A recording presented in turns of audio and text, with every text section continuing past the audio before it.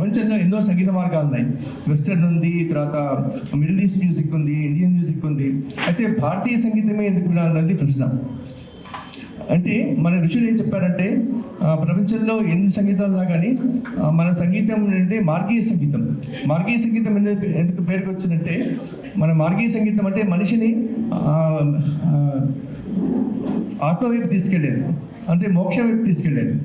So మనకి త్యాగరాజ స్వామి కానీ, దీక్షితర్ కానీ, శ్యామశాస్త్రి, అలాగే నార్త్లో మీరాబాయి కానీ, స్వామి తాన్సేన్ కానీ, వీళ్ళందరూ కూడా సంగీతాన్ని మీ మోక్ష మార్గాల కోసం యూజ్ చేసుకుంటూ వచ్చారు. అందుకే ఇన్నాళ్ళు నిలబడింది. త్యాగరాజ స్వామి వీళ్ళందరూ కూడా పాట కోసం జీవించారు కానీ జీవనం కోసం పాడలేదు. అందుకే వాళ్ళ యొక్క సంగీతం ఇన్ని రోజులు కూడా ఎప్పుడు కూడా శాశ్వతంగా ఉండిపోతుంది. సో ఇక్కడ విషయం ఏమంటే మన సంగీతం నేర్చుకునేటప్పుడు మనకు కొన్ని బేసిక్ విషయాలు తెలియాలి.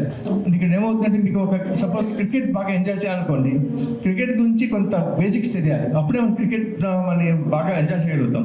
అంటే బ్యాట్స్మెన్ 6 కొట్టాడా, అవుట్ అయ్యాడా, ఇవన్నీ తెలిస్తేనే మనం వెళ్ళి ఆట చూసినప్పుడు మనం ఎంజాయ్ చేయగలుగుతాం. అలాగే సంగీతం కూడా వాళ్ళు ఏం పాడుతున్నారు, ఎందుకు పాడుతున్నారు, దాంట్లో ఉండేటువంటి విషయాలు తెలియాలి. అలాగనే మనం భారతీయం కాబట్టి భారతీయ యొక్క రెస్పాన్సిబిలిటీ మన కల్చర్ని పూర్తిగా అర్థం చేసుకోవడం. సో ఈ అర్థం చేసుకోవడం ఏమవుతుందంటే మీరు చూడండి, భారతదేశం అంటేనే ఆధ్యాత్మికం వస్తుంది.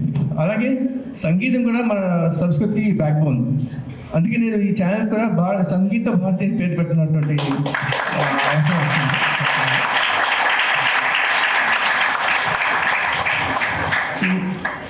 సో ఇండియా అంటేనే, భారతదేశం అంటేనే ఆధ్యాత్మికం అనే మనకి మన ఋషుల దగ్గర నుంచి వివేకానంద, శంకరాచార్యులు వీళ్ళందరూ కూడా చెప్పుకుంటూ వస్తున్నారు. అయితే ఈ యొక్క భారతీయ తత్వాన్ని, ఆధ్యాత్మికాన్ని అర్థం చేసుకోవాలంటే 3 మార్గాలు ఉన్నాయి. అంటే నేను నాకు వచ్చిన ఆలోచన చెప్తున్నాను. 3 సార్లు తెలియాలి భారతీయ సంగీతం తెలియాలి, భారతీయ యొక్క తత్వం తెలియాలంటే 3 సార్లు. అంటే సార్లు అంటే సంగీతంలో సార్లు కావు, ఇదేంటంటే సంస్కృతి, సంస్కృతం, సంగీతం. ఈ 3లో దేన్ని పట్టుకున్నా కానీ మనని మోక్షం వైపు తీసుకెళ్తుంది.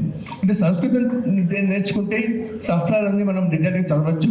దానివల్ల మనకి ఒక శంకరాచార్య స్వామి గారు ఒకసారి చెప్పారు, సంస్కృతం నేర్చుకుంటే అది మోక్షానికి వీసా లాంటిది అని చెప్పేసి.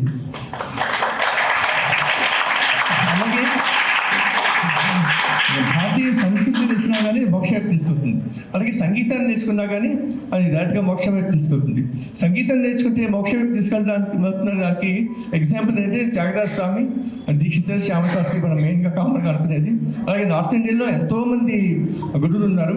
అలాగే ప్రతి పీఠాధిపతికి, ప్రతి మఠానికి కూడా సంగీతం రిలేషన్ లేకుండా నాకు తెలిసి ఎక్కడ లేదు. మీరు ఫర్ ఎగ్జాంపుల్ చెప్పామంటే మీకు శంకరాచార్యులు మన అందరూ కూడా, ఆదిశంకరులు కూడా సంగీతం మీద ప్రస్తావన చేశారు. సో దానికి ఎన్నో దాఖలాలు ఉన్నాయి. సంగీతం ఎలా ఉండాలి, దాంట్లో లక్షణాలు ఏంటి అని చెప్పి ఆదిశంకరుల ఇది ఉంది, కామెంటరీ ఉంది. అలాగే మీకు శృంగేరి శంకరాచార్య స్వామి కూడా 1600 సంవత్సరాల్లో మనకి ఇప్పుడున్నట్టు సరస్వతి వీణ దానికి బేసిక్ రూప్ తీసుకొచ్చింది, దాన్ని మాడిఫై చేసి కర్ణాటక సంగీతానికి తగ్గట్టుగా దాన్ని కొంచెం రూపం తీసుకొచ్చింది శృంగేరి శంకరాచార్య స్వామి వారు, విద్యారణ్య స్వామి వారు. ఆయన చాలా కృషి చేశారు సంగీతంలో.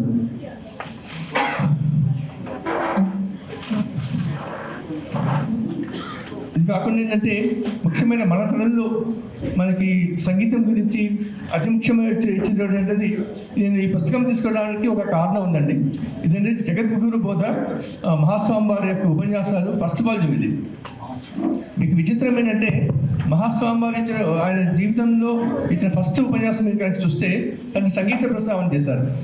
దాంట్లో పార్వతీ పరమేశ్వర గురించి మాట్లాడుతూ, అలాగే దీక్షితర్ కానీ, త్యాగరాజ స్వామి కానీ వాళ్ళు సంగీతం ద్వారా ఎట్లా తరించారు అనేటువంటిది ఆయన చాలా విశిష్టంగా చెప్పారు.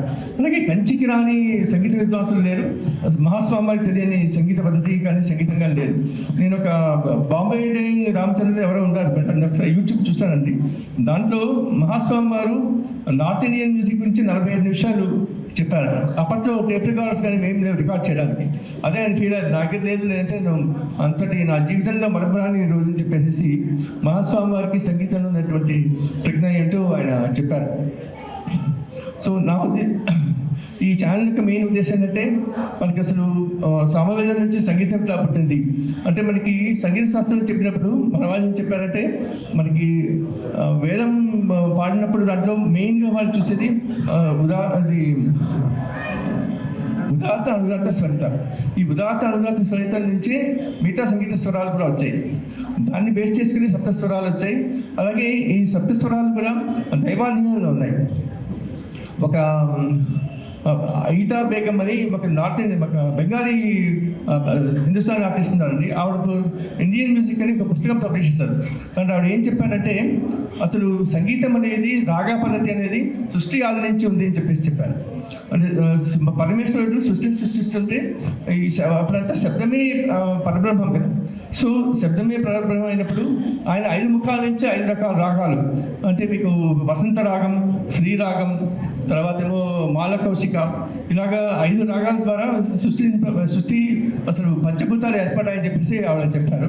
ఇలాగే సంగీతంలో వెళ్తే మన జీవితం కూడా సరిపోదు సంగీతం గురించి మాట్లాడడానికి. అయితే కొన్ని వేరే ఎపిసోడ్స్లో ఇలాగ ఫస్ట్ స్టార్టింగ్ నుంచి కూడా మీకు సంగీత ఉత్పత్తి మధ్యలో ఎంతోమంది ఋషులు దీనికోసం తపస్సు చేశారు. భరతముని ఆయన నాట్యశాస్త్రం రాశారు. అలాగే మీకు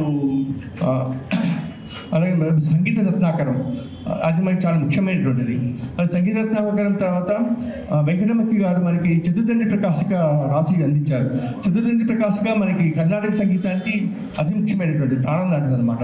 సో ఇలాగే అన్ని శాస్త్రాలని మనకి మహర్షి అనేటువంటి డిఫరెంట్ సిస్టమ్స్ గురించి అప్పుడు వచ్చినటువంటి రకరకాల వాద్య పరికరాల గురించి వీరందరి గురించి చిన్న ఎపిసోడ్స్ కింద చేసి అందరికీ షేర్ చేస్తూ అందరికీ తెలియాలి. ప్రజలందరికీ మనకి ఊరికి సంగీతం వినడం కాకుండా సంగీతం యొక్క